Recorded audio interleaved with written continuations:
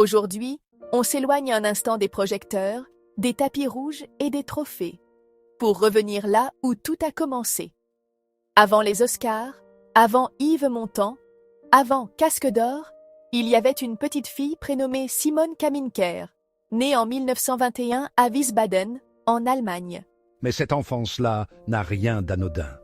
Elle est marquée par l'exil, l'intelligence, la culture, mais aussi l'ombre de la guerre et un rapport au monde qui façonnera toute l'identité de la future Simone Signoret. Dans cette vidéo, on explore les premières années d'une enfant devenue l'une des plus grandes figures du cinéma français pour comprendre comment son passé a nourri sa sensibilité d'artiste et son engagement de femme libre.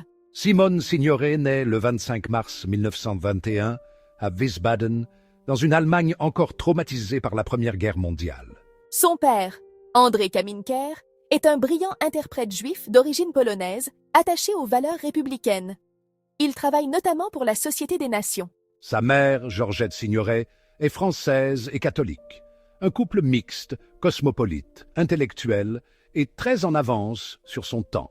Mais les tensions politiques en Europe, la montée des extrémismes et l'antisémitisme grandissant vont pousser la famille à fuir l'Allemagne. Dès son plus jeune âge, Simone apprend ce que signifie être déracinée. Cette expérience, l'exil, le décalage culturel, l'inquiétude constante, laissera en elle une trace indélébile. La famille Kaminker s'installe à Neuilly-sur-Seine, en banlieue parisienne. Un environnement bourgeois, certes, mais dans lequel Simone ne se sent jamais tout à fait à sa place. Intelligente, curieuse, elle lit énormément. Les grands auteurs, la politique, l'histoire, les essais, rien ne lui échappe. Son père, souvent absent pour des missions diplomatiques, la pousse à penser par elle-même, à questionner le monde. Très jeune, elle développe un esprit critique aigu, une empathie marquée pour les exclus et surtout une capacité à s'identifier aux êtres blessés, oubliés, en marge. Ces lectures et cette lucidité feront d'elle, plus tard, une actrice profondément humaine qui refuse les rôles de potiche ou de simple décor. En 1940, la guerre éclate. Simone a 19 ans. Son père rejoint le général de Gaulle à Londres, devenant le premier traducteur officiel de la France libre. Simone reste en France avec sa mère, sous l'occupation. Mais son nom, Kaminker, d'origine juive, devient un fardeau dans la France vichiste. Elle décide alors de prendre le nom de jeune fille de sa mère, Signoret. Ce choix n'est pas seulement pratique, c'est un acte symbolique. Simone coupe symboliquement le cordon avec son enfance et s'invente un nouveau nom, une nouvelle identité en pleine guerre. Elle commence à travailler comme secrétaire pour un journal collaborationniste, mais en cachette.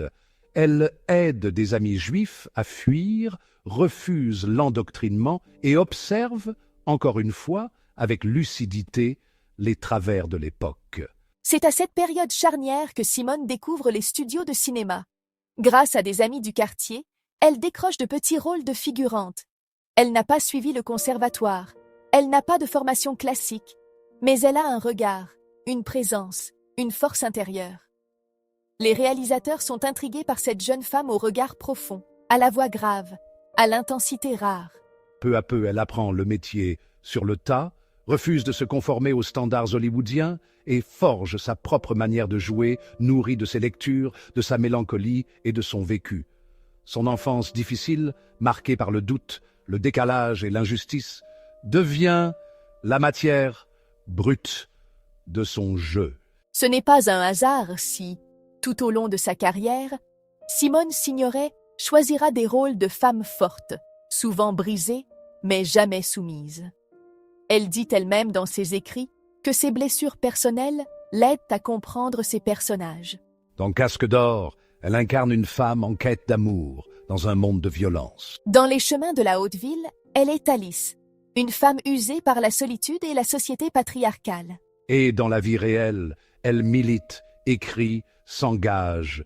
Elle se bat pour les droits des femmes, contre la peine de mort, pour la justice sociale. Tout cela trouve ses racines dans l'enfance. Cette lucidité précoce, ce goût du livre et de la vérité, ce rapport très fort à la justice. Simone Signoret n'a jamais cessé d'être cet enfant aux yeux graves, celle qui observait le monde avec recul, tendresse et révolte.